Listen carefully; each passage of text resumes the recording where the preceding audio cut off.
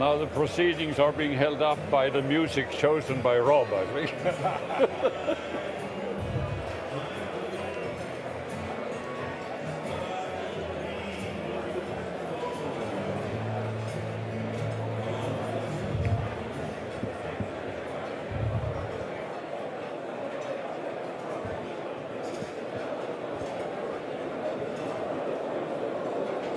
Ladies and gentlemen, we are about to start the luncheon session on time and expectations in economics. And we'll do this in the order that the participants are seated. So the first speaker is Sheila Dow, and I hope you'll welcome her. How much time do we have? 10 minutes. Thank you. Thank you very much.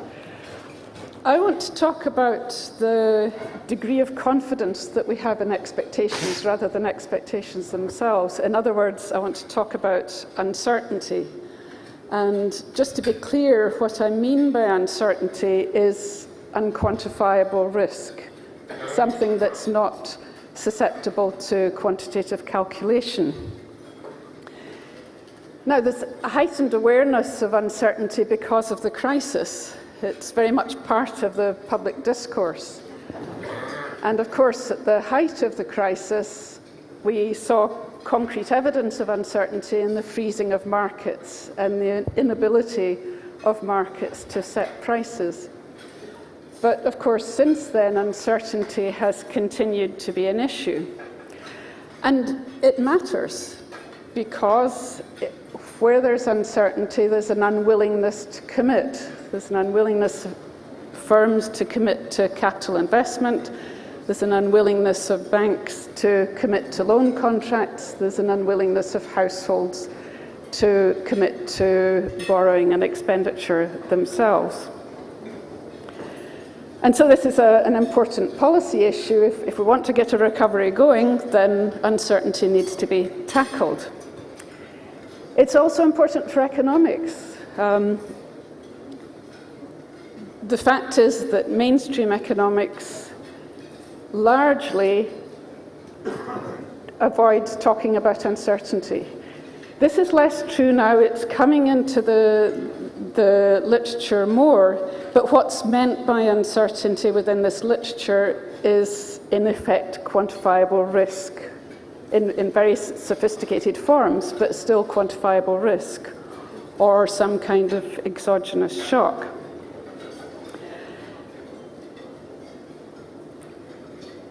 Now, what I want to argue is something a little different from what's normally discussed in terms of uncertainty. There's a large literature of long-standing about the effect of uncertainty on behavior, and there are several people here at the conference who've made important contributions to that literature. But the aspect I want to focus on today is not so much behavior as the structure on which behavior is based. And what I want to argue is that uncertainty actually affects that structure as well as behavior, which lends even more force to the argument that it would be very helpful for policymakers who have to address these issues if economics were to develop in such a way as to pay much more attention to structural issues. Now, structural change is often given as a way of explaining why uncertainty arises in the first place.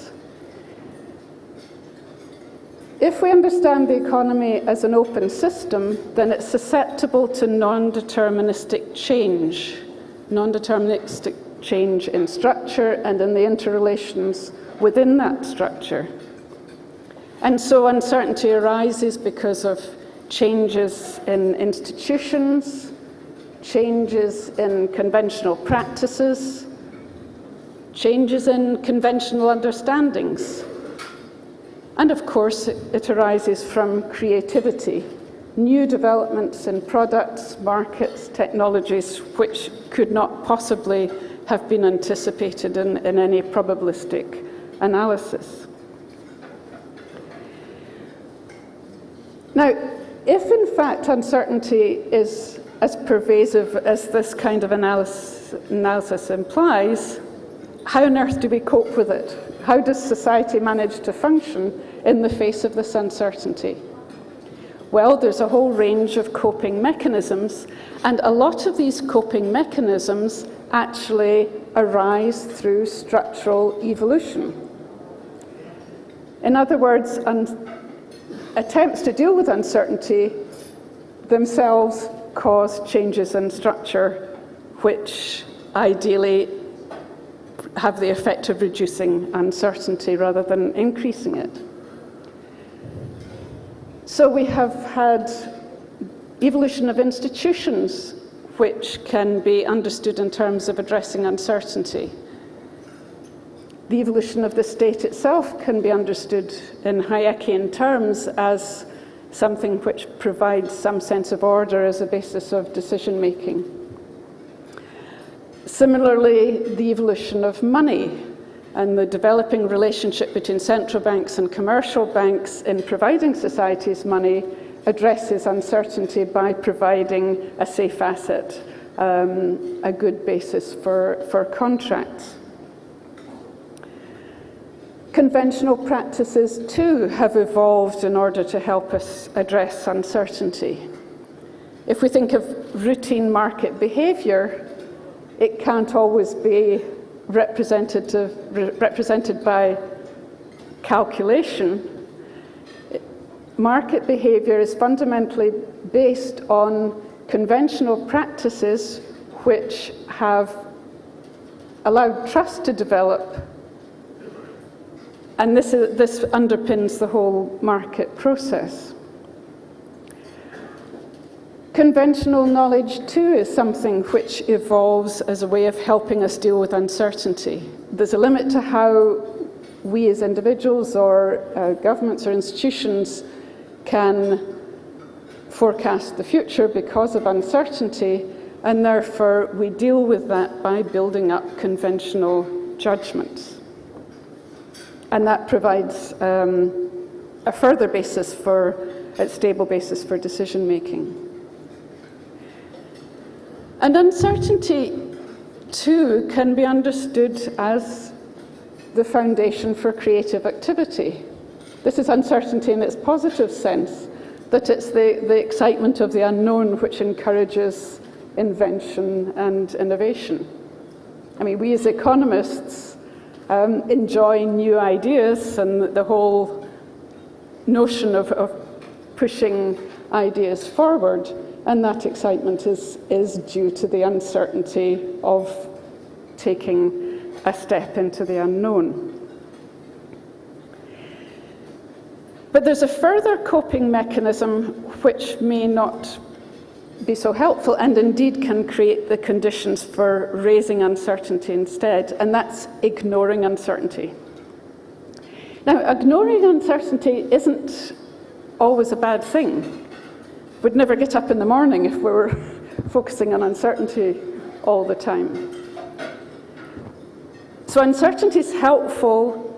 Ignoring uncertainty is helpful in allowing us to act, but the problem arises when we ignore uncertainty in the face of logic and experience. And we can see how that departure from logic and experience led to the current financial crisis. It created the conditions for an increase in uncertainty, although the purpose of ignoring uncertainty was to reduce it. So if we think of how markets behaved in the run-up to the crisis, there was a build-up of overconfidence in the capacity of markets to price risk, and a great unwillingness to face up to the consequences of all the new products that were being developed and the way in which markets were behaving. Now, central banks are inevitably faced with uncertainty. It's very hard to avoid uncertainty if you're a central bank. You have to take action in spite of uncertainty. But nevertheless, because there wasn't a focus on the uncertainty that was dealt with by institutions and practices, the behaviour of the authorities also contributed to the build-up to the crisis.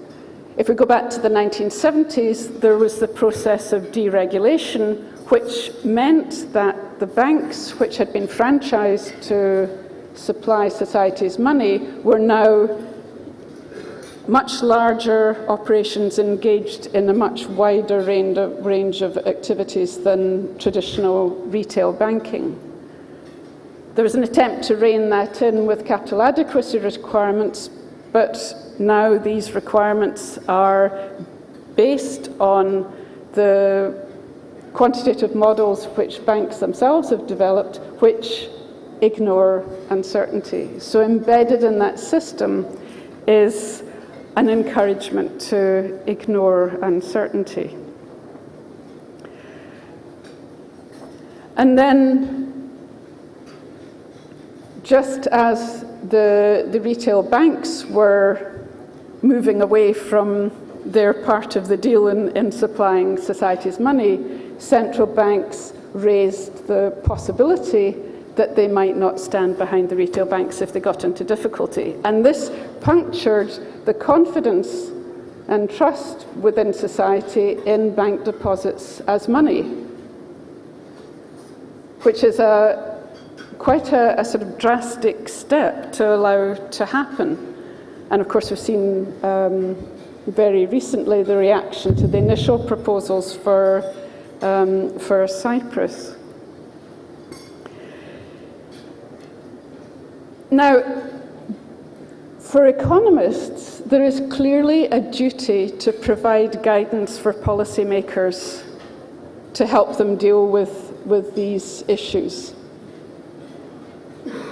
In other words, because I'm arguing that the kind of structures and practices and conventions that were built up over centuries to provide a stable basis for private sector activity, because these have been threatened, it's important for the authorities to try and readdress institutional structure, conventions, conventional understandings, conventional practices, in order to try and bring us back to a more stable environment.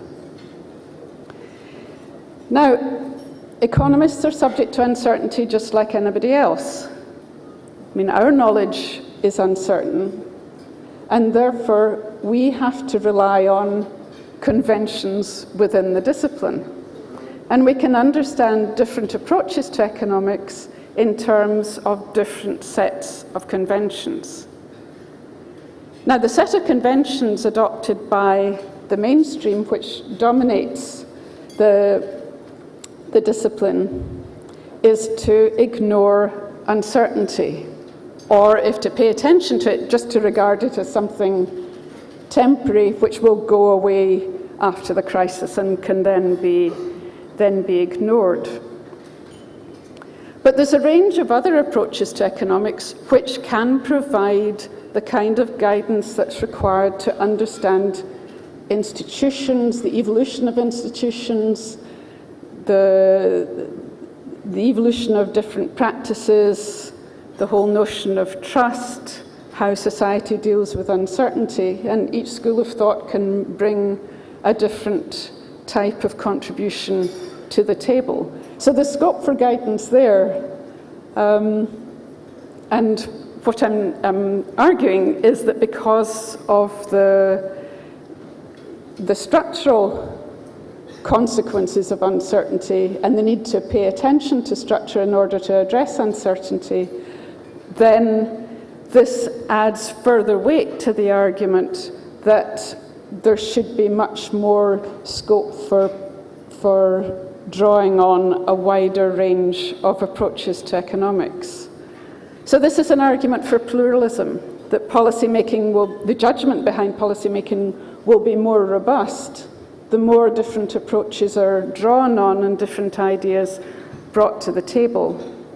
Just as a pluralist methodology would help by bringing different methods, some room for modelling, of course, but also the kind of methods that allow us to analyse institutions and practices and getting a handle on what's actually happening within the real economy at the time. So I come back to end with the argument for methodological change within economics in the direction of pluralism. Thank you. Thank you very much.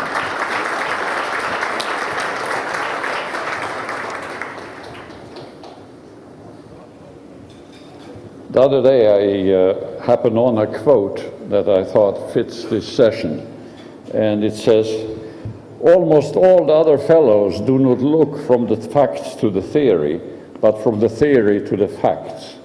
They cannot extricate themselves from a once accepted conceptual net, but only flop about in it in a grotesque way." This quote comes from Albert Einstein, which lends it a certain amount of authority. But of course, Einstein probably knew absolutely nothing about economics and was better for it. Still, the thing about flopping about in the conceptual net in a grotesque way seems to be with us in our subject too. So, Roman, your turn.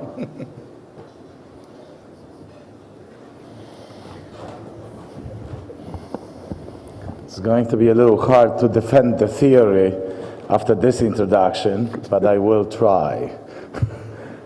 So I'm honored to be here, and I'm particularly honored to present this at the INET meeting and be on stage with George Soros, because Michael Goldberg and I have come finally, after quite a struggle, to understand how George's ideas can actually be combined with the ideas of Bob Lucas and Tom Sargent. So I'll try to persuade you at this hint that that may be a way forward for us, which is in the spirit of this INET meeting, where after the period of criticism, maybe we should move forward to reconstruct. So that's would be my objective here. Can I have the, no, I can't see it there. Can I get the slides here?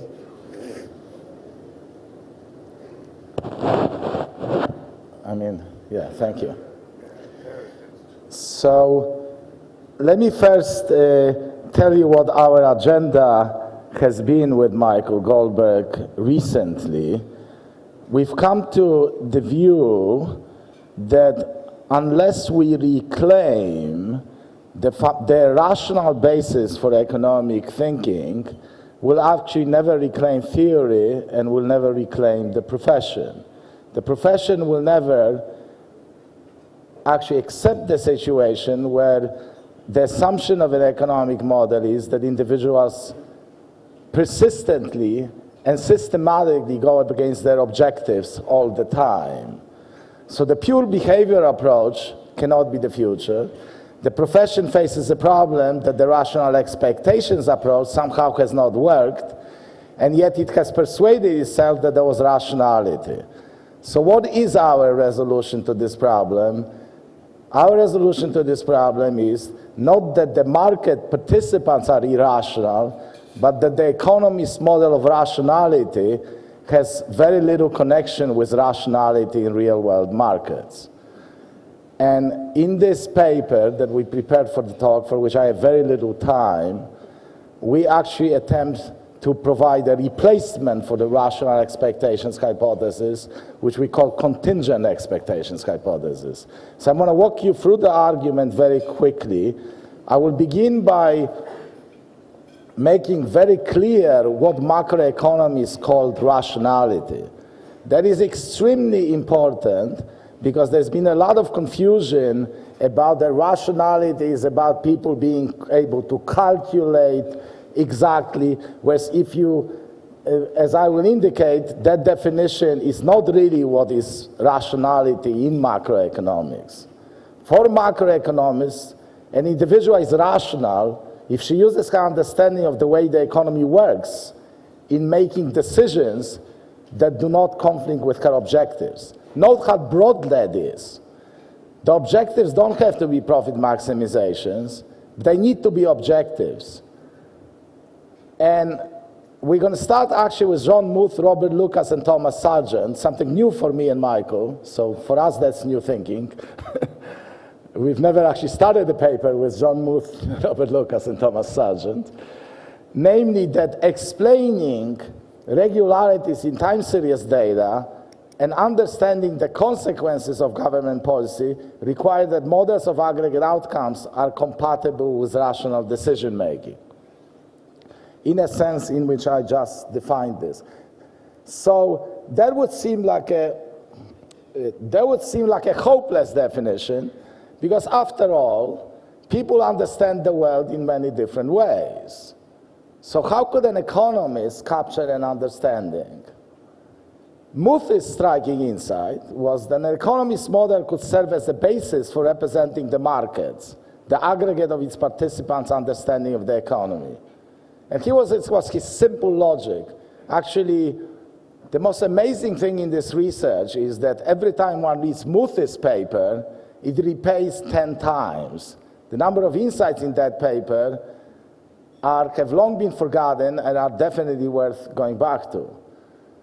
So what is the idea? The idea is that an economist model, after all, is supposed to explain regularities in the world and be the guidance for government policy.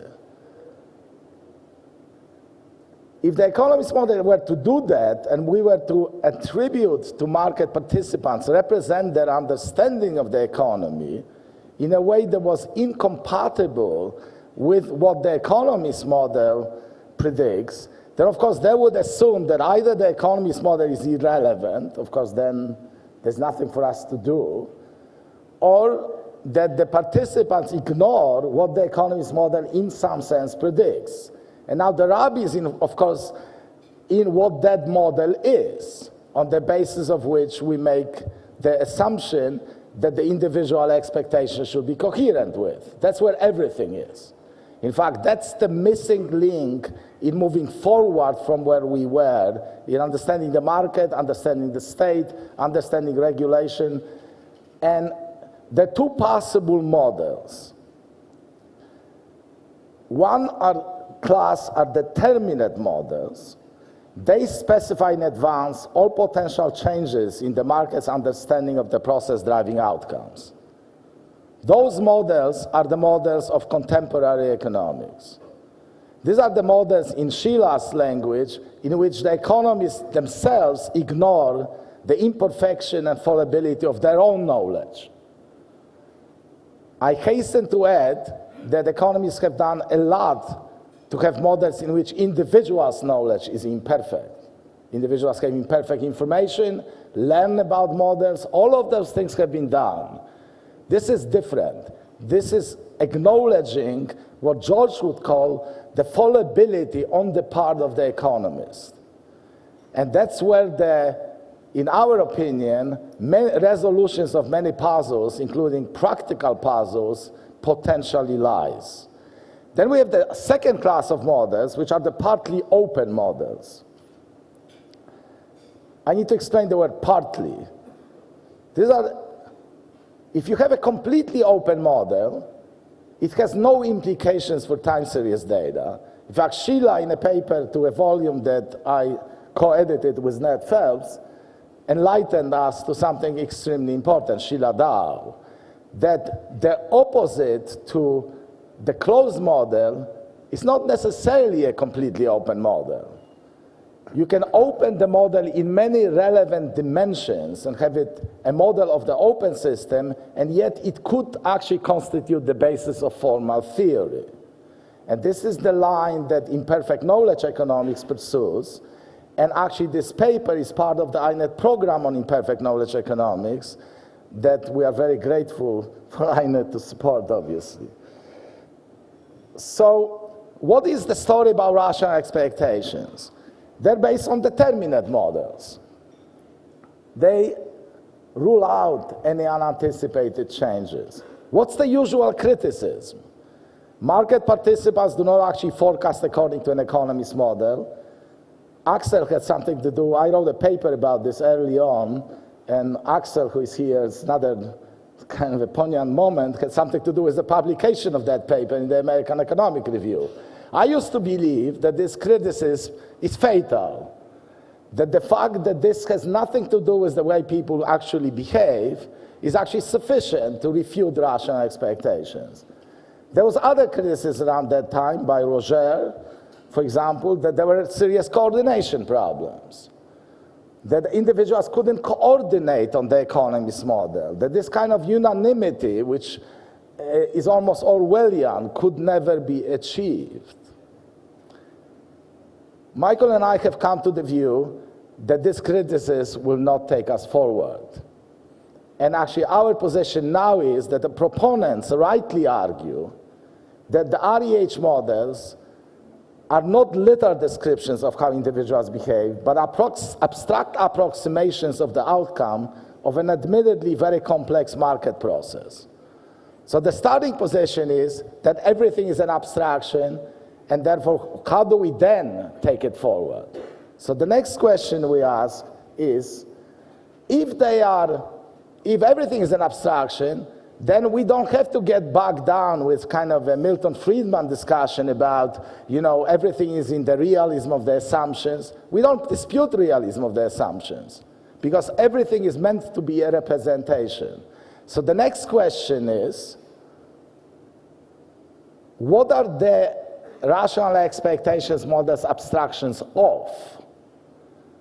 And here Karl Popper comes handy. Bob Lucas once commented to me that IKE must be philosophy, and I tried to argue with him that it's economics, so now we are in the final stage of that, where philosophy is going to become economics. So Karl Popper had shown analytically, if there is such a thing as growing human knowledge, we cannot anticipate today what we shall only know tomorrow.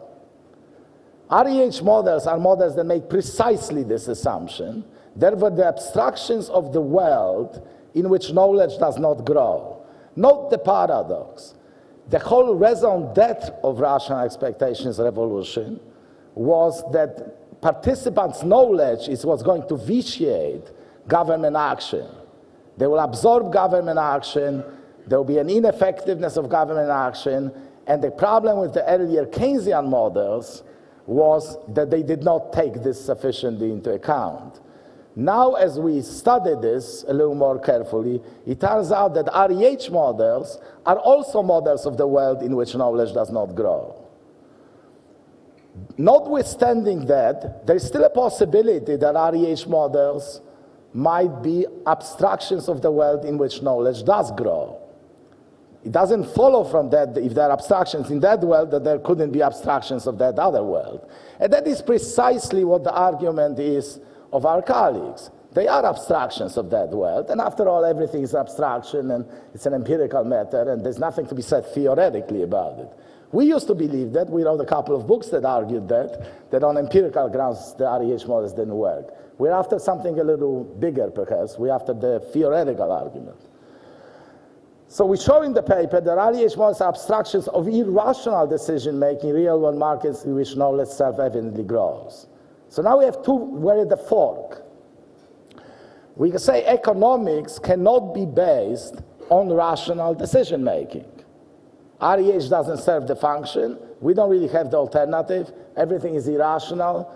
We don't really have economic theory in sense of explaining longer-term regularities. So we want to try something else. So the starting point of what we want to try is Soros's fallibility principle. Unanticipated changes in knowledge of the process underpinning arguments play a central role in driving outcomes, especially in financial markets. I think George had shown this without any doubt to be of tremendous social and practical importance. But then we want to do a little more. We want to replace the theory. We don't want just an empirical argument. So where is the theory? The theory actually comes from Karl Popper. What is the model on which the economist will base its notion of rationality on? There will be a partly open model. So partly open models are formal abstractions of the world of fallibility. And I mean formal. We actually present such models in our paper. So this is not, so that takes us to the end of this, namely to the contingent expectations hypothesis. This is the hypothesis that is, if you will, a rational expectations analog of rational decision, of models that are compatible with rational decision making in real world markets in which knowledge grows. It rests on two principles. It rests on Karl Popper's insight that recognizing the growth of knowledge is crucial for developing empirically relevant economic models.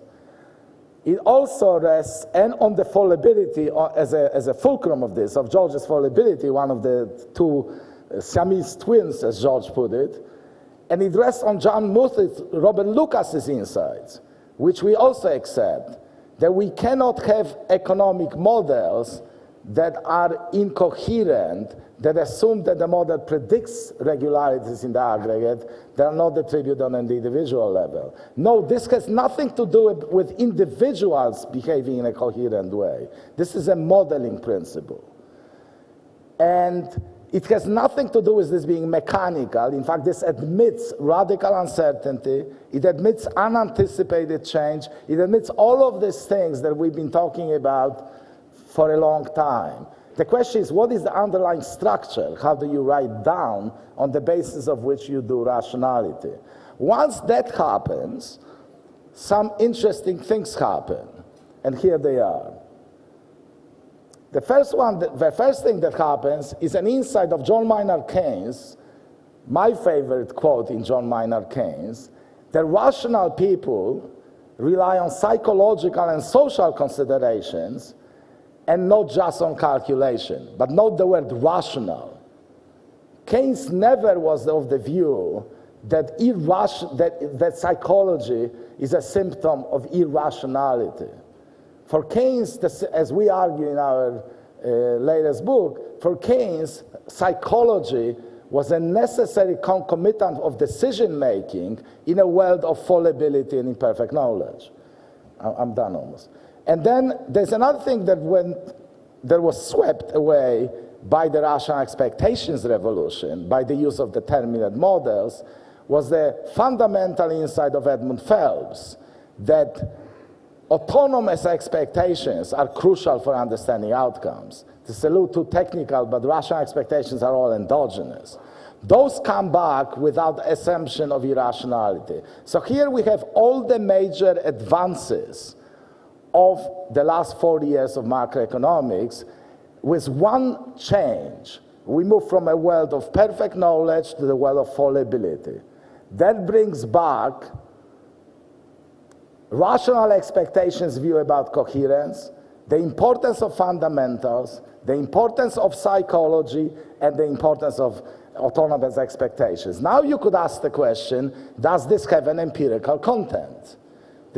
We have a whole session about the empirical content application to specific problems, but as we will try to, with our wonderful group of students, persuade you that CEH, in fact, imposes sufficient structural models so they have empirical implications and they can resolve puzzles that have confounded the conventional approach for decades.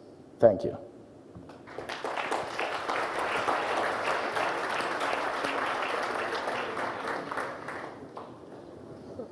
My first reaction to the title of this session was, I wish it had been not just time and expectations, but time, memory, and expectations. I think we talked too little about memory. A friend of mine, Leijonhufvud, 30 years ago, did a study of people's inflation expectations. He had a foresight, or maybe it's hindsight, to ask them also about their memories. And this was a study of 4,000 respondents. And what he found, I think, surprised most economists.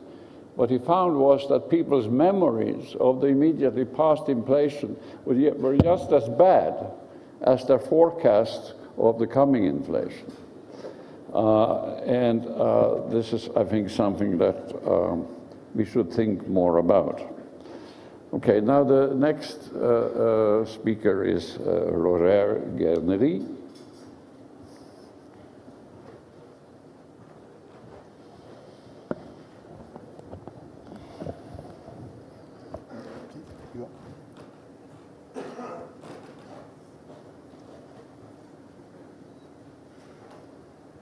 Oh, yes.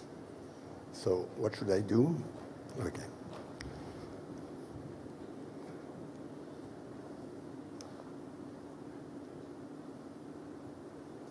Okay, thank you. I will start by reminding you the failure of economic theory of the economic profession in the recent crisis. Okay, there were so few warnings that we have to call that a failure. What are the reasons for this failure? I tend to put emphasis on three main reasons. Maybe it's not exhaustive, but that's my view of the point. First, I think there is a dimension of balkanization of economic knowledge. Okay, we have the profession has produced a lot of knowledge, but on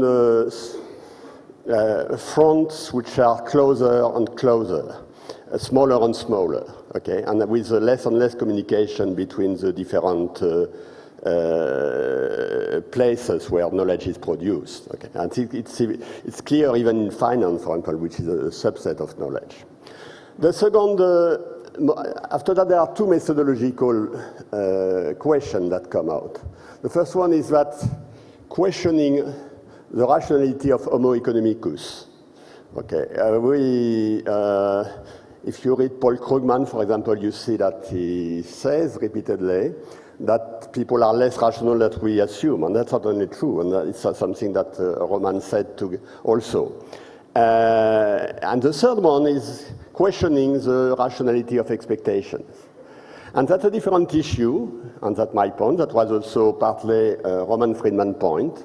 We have complementary views, more than conflicting, but certainly not exactly the same. And I would like to make an advertisement for INET, which is the International Network on Expectational Coordination, which I am coordinating.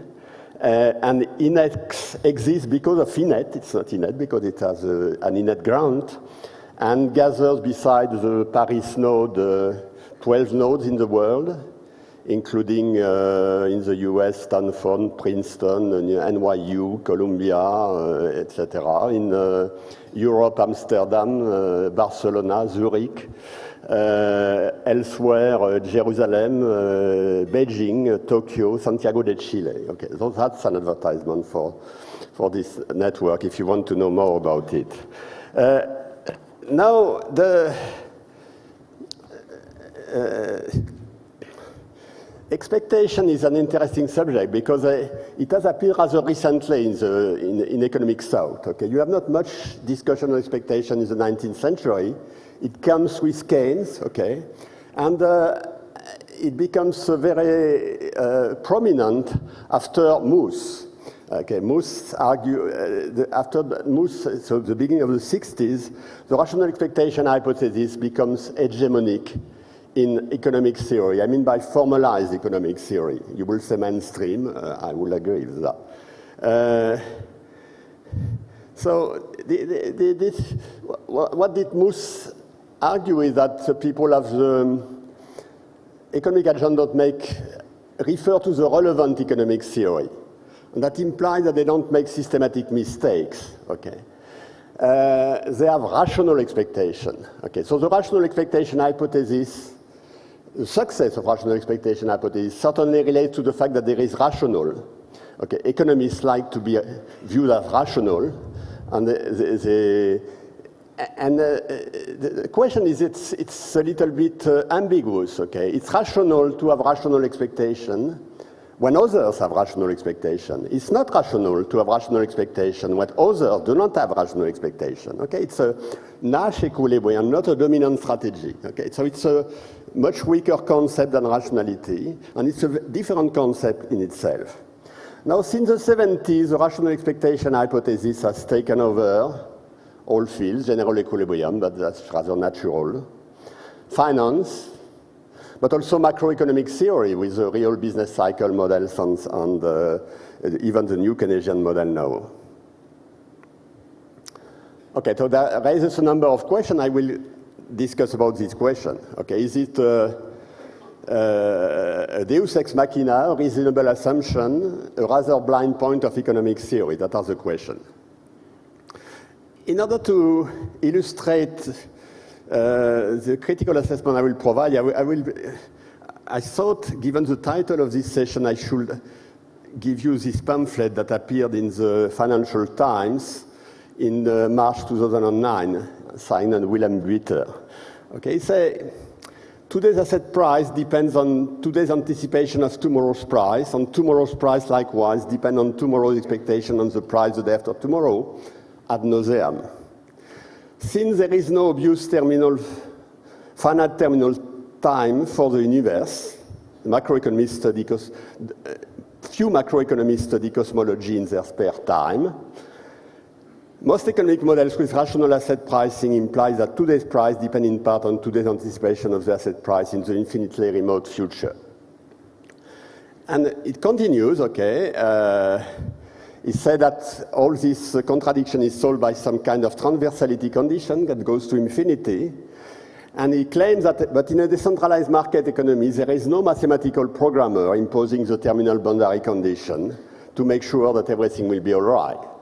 Okay, so he basically argued that the way we, let's say, formalize economic theory deals with expectation in models with time horizon is unsatisfactory for very basic reason that we have to go to what happens at infinity makes sense. Okay, I will say a few things on that later, but that's a starting point. Now, is it the case that nothing has been done and the rational expectation hypothesis has been taken uncritically in the profession, even before the crisis? Okay, what I will say here naturally is more convincing after the crisis. So I will give you a few lines of the critical assessment of the rational expectation hypothesis that are in the literature, or that are developing, or that are borne by the people who are in the network in X, for example, okay, in which we don't agree, but we all agree to disagree, okay? So here are the way to disagree. So the first time of criticism, I called it internal. Okay, I refer to the Marxist terminology of my years. Okay, you had internal criticism of the capitalism and external criticism. Okay, first internal criticism is rather obvious. Okay, what is the relevant theory if there are many? Okay, it relates with multiplicity. Okay, and there is a lot of literature. I was involved in the sunspot literature, for example. There are other views on the multiplicity, which I mentioned here with the global games.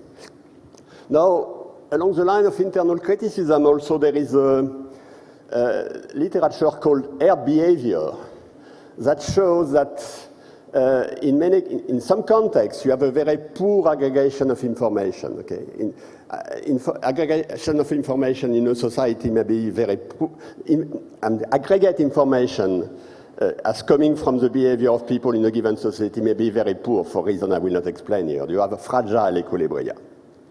What I call external criticism question really the plausibility of the robustness of the equilibrium. Okay. And I put here two directions. The one I call the inductive viewpoint, that's my preferred viewpoint, the one I have tried to develop in my research, which try to criticize the rational expectation equilibrium from the viewpoint of rationality, showing that it cannot be common knowledge in some sense, or that in some cases it can be common knowledge, in some cases it cannot be. It can be also called inductive learning. Now you also a very standard way to look at that, which is real-time learning. Okay, it's basing what you do on memory to reflect what Axel said a moment. Okay, in which people change their view of the world depending on what happens. Okay, and they change it progressively, and maybe at the end you come to the rational expectation equilibrium. Maybe you don't go. Okay, but you learn. Okay. Now, under the heading of external criticism, also I put some different direction of reflection. Some people have argued that, for example, the fact that there is no common knowledge of the exogenous uncertainty. Okay, in uncertainty you have also internal uncertainty and external uncertainty. I could say intrinsic or extrinsic. External uncertainty comes from nature. Okay, it's because you cannot predict some of the things. Internal uncertainty comes from the fact that you cannot predict what the other will do. Okay, and that's really what the Gordian knot that the rational expectation hypothesis tries to cut. Naturally, you have also the IKE, the imperfect knowledge economics, which was presented by Roman a moment ago. Okay, in my view, I gave one slide on this inductive viewpoint. The inductive viewpoint, it can be very abstract or, in fact, very concrete. Okay, the idea is to assess the elasticity of realization to expectations. Okay, is it the case that you're in a world in which if there are small mistakes in expectation, the world will be very different? Or is it the case that if you have small mistake in expectation, the world will be the same? Okay, in a case, what you could call the convention will be stable. In the other case, it will not be stable. And that's the idea of inductive learning. Okay, naturally, what you find, okay, if you find that realization are not very sensitive to expectation, then you think that you will stick to the rational expectation hypothesis. If you think that they are very sensitive, then you don't know what you should do. Okay, you have another world which is open, and that's it may be a very broad world. The set of rationalizable equilibria is very large, by the way. Okay, and on which you have Knightian uncertainty. So my view is that kind of approach echoes what George Soros called reflexivity. Okay, it's based on the connection between what happens in your mind and what happens in the real world. Now, I'll give you here, also there is a connection between the inductive viewpoint and the evolutive viewpoint, okay, the learning in real time or learning in virtual time. Okay, I will not go further on that. Okay.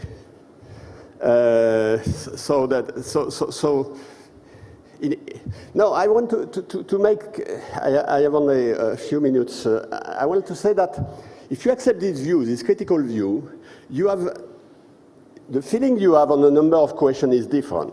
Okay, and there are three questions on which I wish to say it changed your feelings. Okay, the first one is question of new financial instruments. The standard theory with rational expectation says it's good, okay, because it improves insurance possibilities. Okay, if you take the critical view I am suggesting, the answer is different, because it may be the case that new financial instruments improve the possibility of insurance but destroy the possibility of expectational coordination. That's the first point. Second point is efficient market hypothesis. Okay, with rational expectation hypothesis, you have a very nice model. Some of them are critical, as the Grossman-Stiglitz model. A very nice model which explains why information is well transmitted. If you put this robustness issue, then you realize that it's not true. It's not true. In particular, the market cannot transmit too much information. So you have a different view of this question. The third one is about long-lived agent, real business cycle models. Okay, with real business cycle models, the permanent income hypothesis kills the Keynesian multiplier. I argue that the long life hypothesis, in which people have long life but very long horizon for expectation, kills the plausibility of good expectational coordination. So that Keynes back through the window. Provisional conclusion. I am coming back something that was a kind of axiom of economic theory, a formalized economic theory, the one I am familiar with. And this axiom is that the plausibility of coordination in the sense of the rational expectation hypothesis is constant across situations. Okay. I don't disagree that in some cases the rational expectation hypothesis may be good. I don't think it's constant across situations. I think that it's strictly unbelievable. Okay. And so naturally, when you accept that, when the rational expectation hypothesis is not the good reference, what should you do? You enter what I call the wild world of non-rational expectation hypothesis. And in a sense, Roman also introduced this wild world of non-rational expectation hypothesis in a different way. Okay. And it's not very popular in the profession. Why? Because the profession is basically attached to what I call philosophical determinism. Okay? We are a science, okay? Once initial conditions are known, then we should be able to predict the history, what will happen later. Okay, that's philosophical determinism. It's really deeply rooted in our profession, and it has to be changed in a sense. Thank you.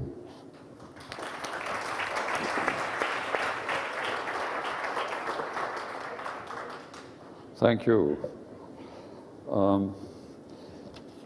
Now, I think you all know that in George Soros' theory of reflexivity, beliefs about the future lead people to take current decisions that will produce the actual future.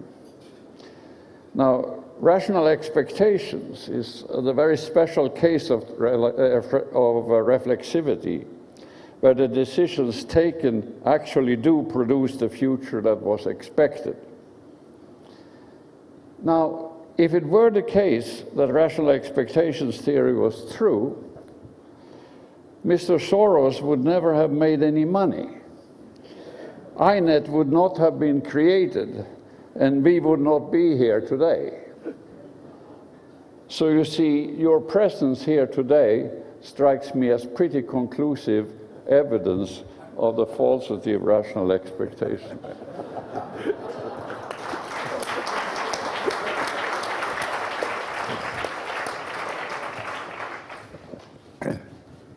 Okay. Well, I'm afraid I have to start with an apology, because I really was not prepared to make a presentation. I think the organizers assumed that I'm familiar with my theory, or I remember my theory, but actually I only remember the future. And so I think I'll just have to have you'll get a stream of consciousness presentation, not an organized one. So I think when Lehman Brothers declared bankruptcy, that was a bankruptcy, an intellectual bankruptcy of an entire conceptual or axiomatic system on which a lot of the activities in the financial markets were at that time based. And I think economic theory has to be reconsidered from the ground up, because economics sought to pursue a goal which is unattainable. It sought to produce universally valid generalizations which could be used interchangeably and reversibly, both to predict and to explain phenomena. Now, this is possible in natural science. So, let's say, thank you. Newtonian physics really produced great insights, and I think economists were actually trying to imitate that model. I call it physics envy. And that, I think, is unattainable. So you have to, there is a fundamental difference in the subject matter of physics and economics. And the main difference is that economics or social phenomena generally have thinking participants.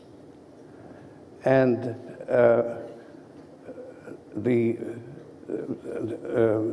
their role, those participants, their thinking, the relationship between their thinking and the actual state of affairs, there's basically two functions connects them. The cognitive function and the what I call the manipulative function. And those two functions interfere with each other, and so neither function is complete by itself and does not give you determinate results.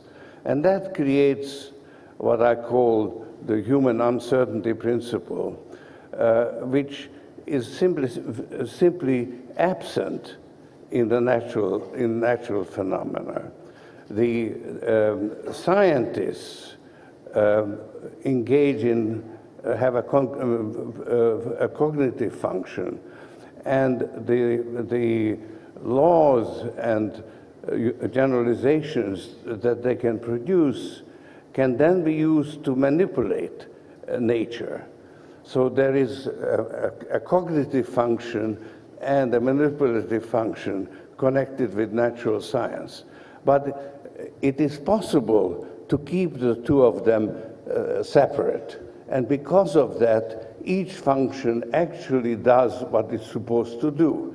And, namely, you actually gain knowledge, cognitive function produces knowledge, and the knowledge can be used to manipulate nature. In other words, you can use it to serve your purposes. In social affairs, this separation cannot be achieved. The two functions interfere with each other. So as a result, the understanding of the participants is always imperfect. They can't base their decisions on knowledge. They may have a certain amount of knowledge, but it's not enough for their decisions, because they need to actually be able to anticipate the future, and that future is dependent on the decisions that people are making today. And those decisions are based not on facts, not on knowledge, but on a bias or a hunch. And you have, especially when you have a number of participants, you just simply can't know what those decisions are going to be. So that's the principle of fallibility. And then the results of your actions are, will not correspond to your expectations. So that's a part of this situation.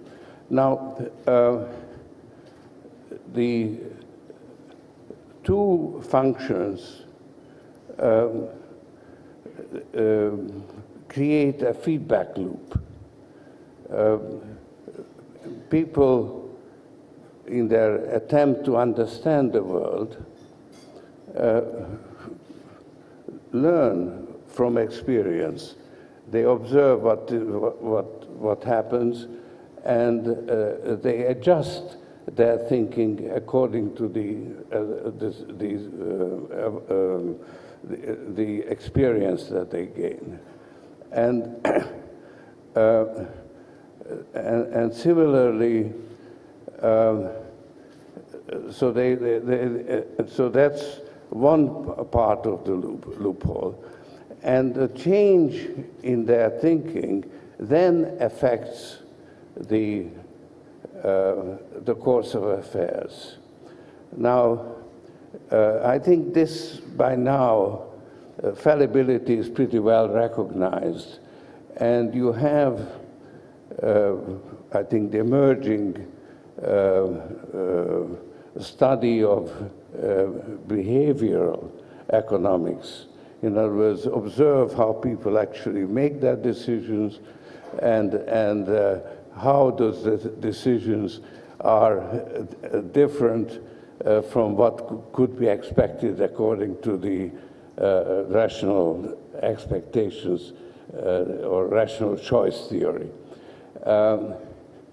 And I think that is a great insight, but it's only half of reflexivity, because it does not take into account the impact that the learning process has on the actual state of affairs, on the structure on reality, on the organizations that are functioning, and the real world that people have to make their decisions about. So that's the conceptual framework that I have developed. I've of course particularly applied it to the financial markets because I was myself engaged in the financial markets, although I developed this theory actually long before I became engaged in financial markets. I didn't actually think it would be helpful there, but it turned out to be so. And actually, it turned out that a framework which contends that there is an uncertainty which makes it impossible to predict the future actually can enable you to make better predictions than the one that has proven to be false. Now, that's actually rather peculiar, and I have to explain it, how I have used it as a market participant. And actually, since it was Karl Popper and his writings that have led me to develop this conceptual framework. And the one big difference that I have with him is that I disagree with his theory of social science, or rather the doctrine of the unity of science. He contended that the same methods and criteria apply both to social science and natural science. And I think that actually is wrong.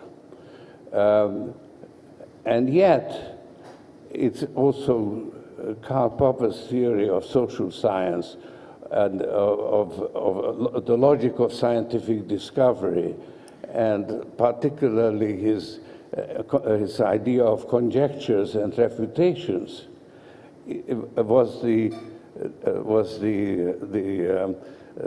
stimulus to my applying this approach to predicting financial markets. And that is that I have actually used Popper's theory of the logic of scientific discovery, that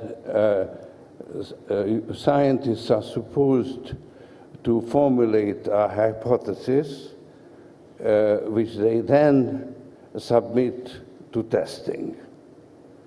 And that's exactly what I did as a market participant. And I also assumed that that's in fact what the financial markets are doing, even though the participants may not be aware of it. But actually markets do exactly the same thing. And markets have this rather useful characteristic that the decisions of the market participants can be aggregated and are actually reported every day or every minute in the form of market prices. So therefore, in formulating my hypothesis, I could compare my expectations with the prevailing market expectations. And if there was a big difference, that gave me a profit opportunity. And the bigger the difference, the bigger the opportunity. Now, actually, Popper, in his writings, had a similar statement, as sort of qualifying the merits of economic or scientific theories. And that was roundly criticized by philosophers of science, saying that that predictive value can't be quantified. Well, they may be right about science, but actually, as a market participant, that actually could be quantified. So, as I say, the more my hypothesis was different from the market price, which was which is an aggregation of market expectations. The bigger opportunity I had. And then, of course, when events don't comply with my expectations, I have to revise them, review them, and decide who is wrong. Was I wrong, or is the market wrong? And if I'm wrong, then of course I can correct it. And if the market is wrong, then I would actually increase my bet, because the profit opportunity has actually increased. But in doing that, I had to be constantly taking into account the risk that my evaluation may be wrong. And in fact, it may be right some of the time, but it's bound to be wrong sometime also. So it then becomes a question of let's say, not risk management, but uncertainty management. And you do need a much bigger margin for error than, let's say, financial institutions have allowed themselves, as we heard last night from Ed Turner. So that's the way it works as a market participant, and I think it can also work in policy prescriptions. And there you have my writings, particularly now with the Euro crisis, which then on the basis of which you can evaluate whether it works or not. But it was really quite remarkable in this remarkable series of misconceptions. And again, as that Turner pointed out, that all these nasty results are unavoidable, and yet we don't seem to be able to avoid them. So I think this approach I find very fruitful, but I also have to admit, and I was thinking of it as potentially offering a new paradigm for understanding particularly financial markets and monetary phenomena. But it doesn't qualify for that because it hasn't really been yet developed into a usable approach for modeling. And I think that there's a potential for that, and I hope that it will be developed, and I think it is already, a number of people are working on it, where actually the example of predator and prey, the survival and replication of species provides a very good starting point for modeling this kind of human uncertainty and reflexive phenomena. And instead of a species, you have to take ideas that can either propagate themselves and gain adherence or be rejected and lose their influence. Now, obviously, we are talking about apples and oranges when we are talking about species and memes. But nevertheless, as a method, I think that is, to me, the most promising way forward. Now, I don't know how long I should go on, but I should have really explained that the key to generalizing about reflexivity is that feedback actually can be classified into positive and negative feedback. And negative feedback corrects misconceptions. And positive feedback actually reinforces both the prevailing trend and a prevailing interpretation. And that then the positive feedback, the negative feedback actually, as an extreme case, would lead you to a rational expectations world where everybody would finally recognize the one set of expectations which actually would correspond to what actually happens. That's an extreme case.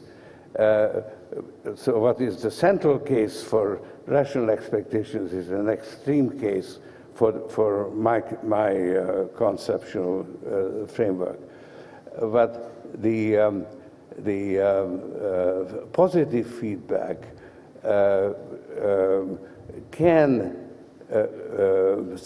reinforce each other, but not indefinitely, because eventually the the expectations will be so far removed from the actual state of situations that it has to be recognized that there is a misconception involved. So I won't go into further details. That's really more or less a presentation of an alternative way of looking at the course of events. Thank you.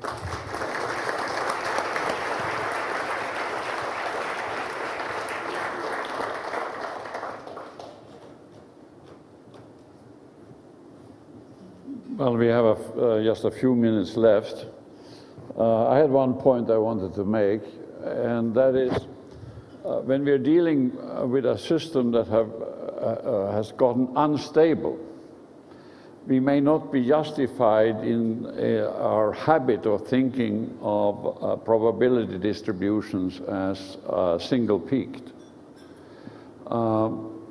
We have many examples where a credit crash in Latin America, for example, in trying to save the banking system, a government intervenes, injects money to save the depositors, and the result is almost immediate, very high inflation. And we have other cases, present one, where you do intervene, but the deflationary pressure just persists and persists and persists. And so in the unstable system, the usual way of thinking of expectations and thinking of the probability distributions turns out not to be the right thing. A few questions and answers. John Kay. I think this is the most important session of the conference, and I want to pick out what I think is a key theme that unites everything all five of you, of some of what all five of you have said. And this is really about what we mean as economists by rationality. Because as economists, we've typically meant rationality is consistency. And that isn't the ordinary sense of rationality. Banging your head against a brick wall is consistent, but it's not rational.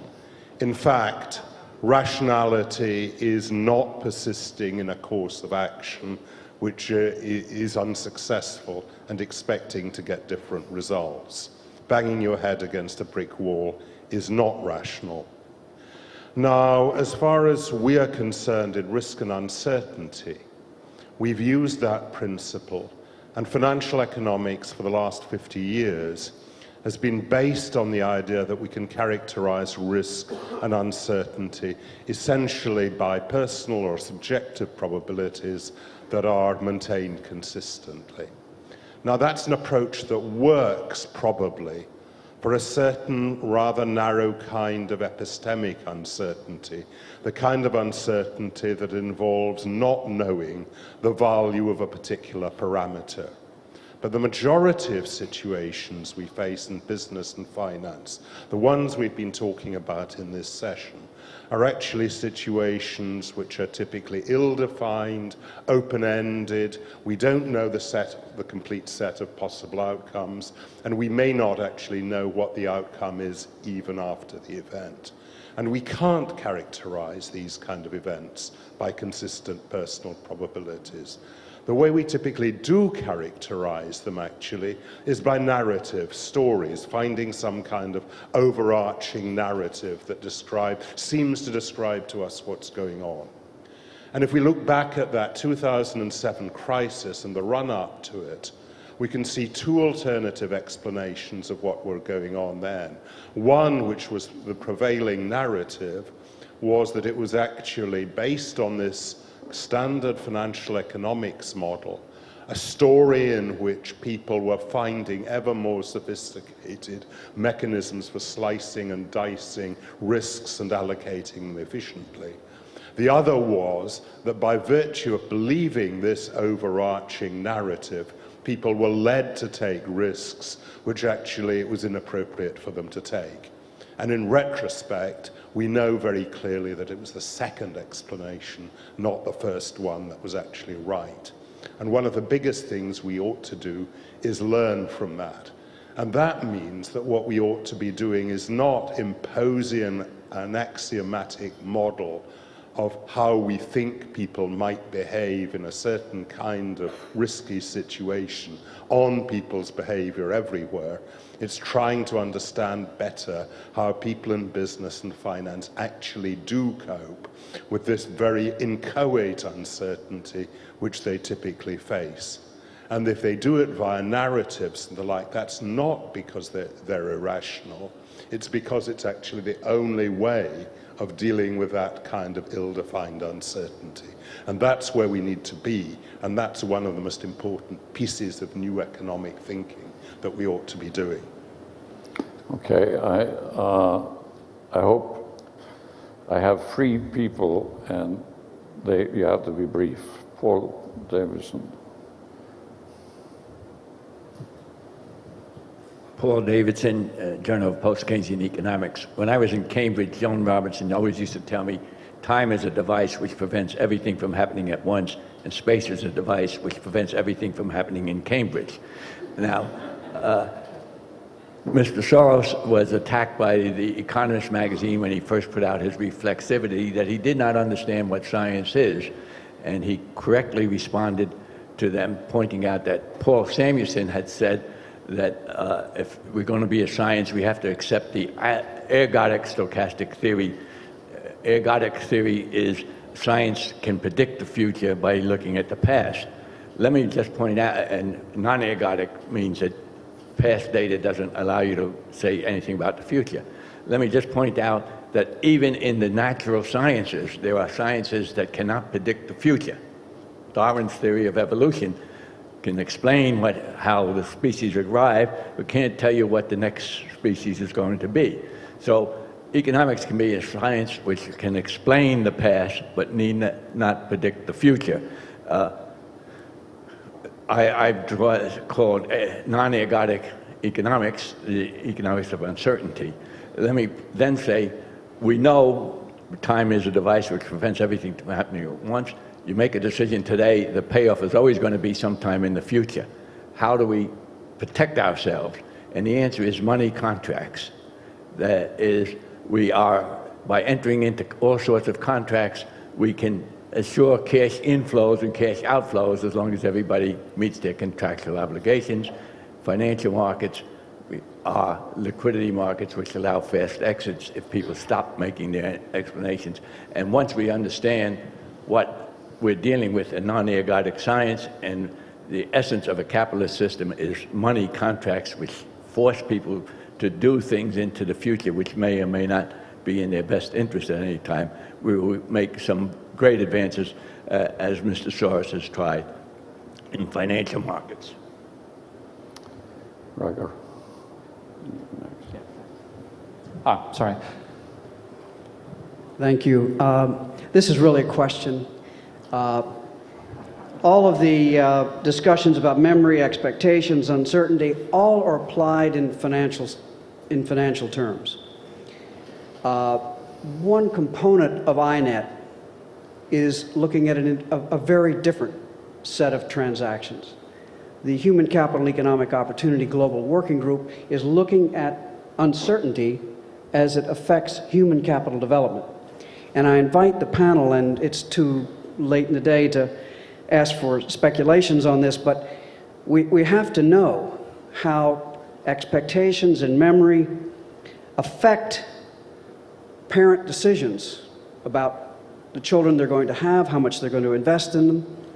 They affect societal decisions about what kinds of resources are going to be allocated to nutrition, healthcare, and education.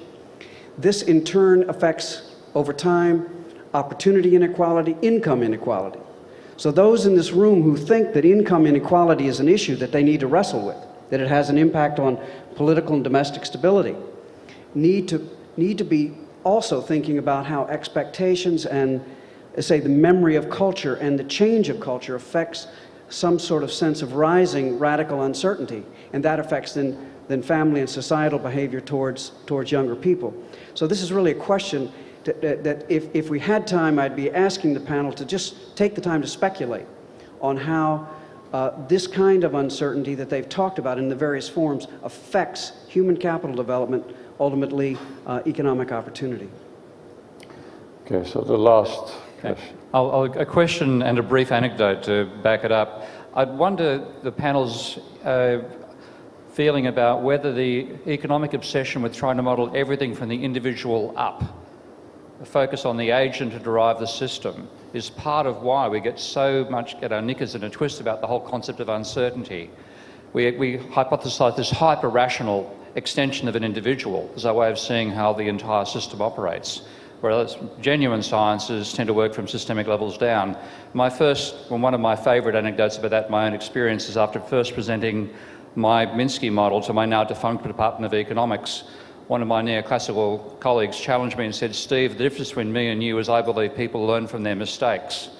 And I said, "Yes, Andrew, the other difference is I believe people forget and die." Okay. I think that we have to quit, and let's just thank our 4 speakers and move on.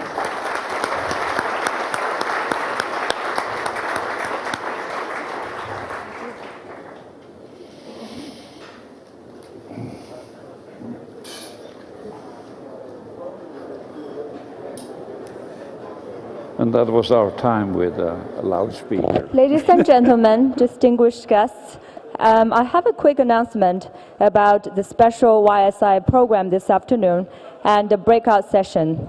I will announce it quickly in Chinese and then in English. 亲爱的学生朋友们，今天下午有一个特别的环节在 YSI， 就是我们有 INET 新经济研究所的学者会下去跟学生互动，包括Neil Ferguson 沈连涛博士 Barry Ankengreen 还有特纳勋爵，他们今天下午呢都会跟学生互动。那么这个行程安排都在学生下面房间的墙壁上，大家请注意一下时间。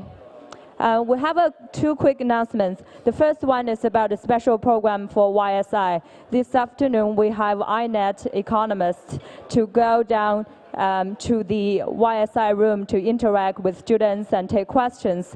We have economists such as Niall Ferguson, Andrew Shen, Barry Ankengreen, Lord Adele Turner, and other economists. So we hope students will wait in the room, and the schedule is on the wall of the room as well.